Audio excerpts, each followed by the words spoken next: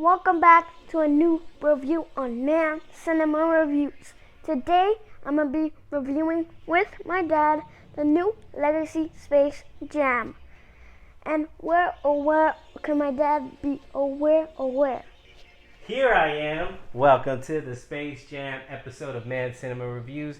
As my son perfectly said, we're going to be reviewing Space Jam, A New Legacy. But before we do that, let's get straight to business.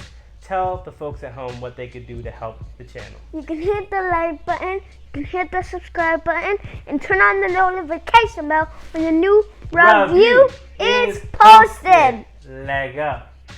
Thank you for choosing MANN Cinema Reviews. Much like its predecessor, the 1996 Space Jam, this one recruits heavyweight NBA superstar LeBron James, playing some high-stakes basketball.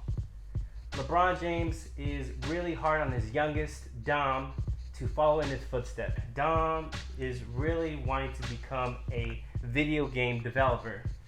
By circumstantial chance, both him and his son go on the Warner Brothers lot, where a rogue AI by the name of LG Rhythm is recruiting LeBron James to go against him, get it together his Toon Squad to face Dom's Goon Squad. He must save his son by winning the game. Now, but I have something to say. You want to add to that? Go ahead. This is your review. LG Rhythm was like, why are you using at your own game?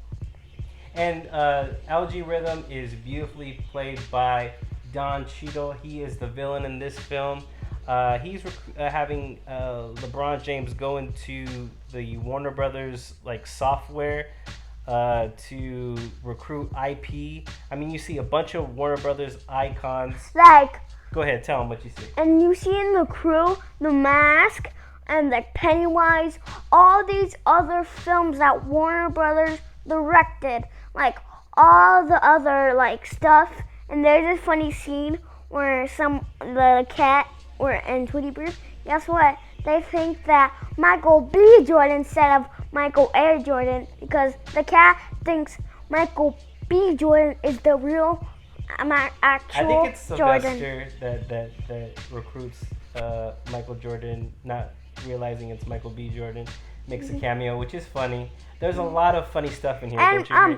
Really, the Air Jordans actually really thought... This film is really mirroring the first film. I mean, you get LeBron James when he's a kid. He's preoccupied with the Game Boy. He, doesn't win the, winning shot.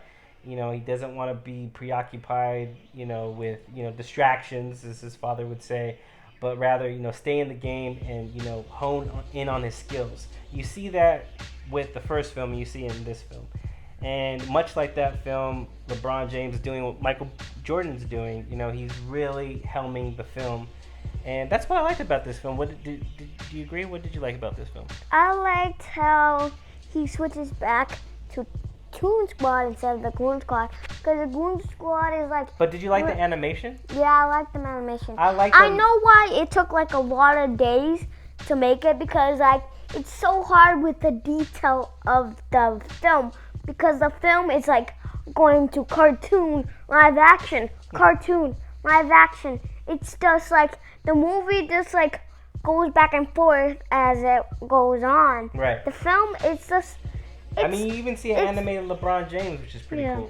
In the vein of, Looney Tunes, which is dwindling. Bugs Bunny, when he gets to Toontown, is by himself. Yeah. Because LG... the Looney Tunes have gone on to Granny goes to the Matrix. Mm-hmm. And actually, guess what? One of them goes to Rick and Morty, right? It's pretty cool. Because actually because LG Rhythm, he says there's a lot to explore instead of the old Toon world of Toon. He kind of downplays the Looney Tunes, kind of they're washed up, they're has-beens. He's trying to brainwash them instead of he's trying to capture them, but separating them so they don't really want to have fun. That's what Cheadle does best in this. He kind of pits people against each other. I mean, not knowing, Dom doesn't know that, LeBron is trying to save his son and, win the game in order to save him. The algae rhythm is tricking Dom into using Dom's game against LeBron. My mom actually my mom was with me because there's this little partner with Granny, and he kind of speaks Mexican. That's probably my mom's favorite one. Yeah, Speedy Gonzalez is here. This little Hispanic, mouse. I think they're trying to get away from stereotypes. I think that's why Pepe Le Pew's not in here for some obvious reasons. But all the Looney Tunes, even Marvin the Martian's in here, right? Which is pretty funny. And actually, you know why I really like this? Which one? Because with the music. Yeah. I mean, what I like about this film, it's really capitalizing on what was important for me in Space Jam. Hold on. In Space Jam, I grew up listening to the original motion picture soundtrack. It was just filled with a bunch of hits. And my son, now, his favorite artist, go ahead. 24 Karat Golden. He's made it on the soundtrack. Featuring Lil Wayne, which is a pretty hot track. He also got Brockhampton, a slew of others. I mean, this film really wants to mirror the success of the first film, and it does so quite well, actually. Anything else that you really like? What stood out in this film to you? Was it the comedy? Was it the action? It was probably the comedy, because it just makes me laugh and smile, because it just pops with pops with the jokes. It's very vibrant. There's jokes aplenty. There's little side characters that make it pretty funny. I'm going to just briefly get into the cons. As much as I like LeBron James' comedic timing, and he shows and proves with his little cameo appearances in the film Trainwreck, I really thought he was a standout in that film. But I think I like just a dose of LeBron. For him to helm the whole film and carry the film is kind of a task in itself for him. He's really not up to the challenge, to me. I don't know. Did you really like LeBron James in here? Yeah, because he's basically trying to save his son. Which is cool. Because it's kind of sad at the end. We're not going to get to some spoiler talk. Okay.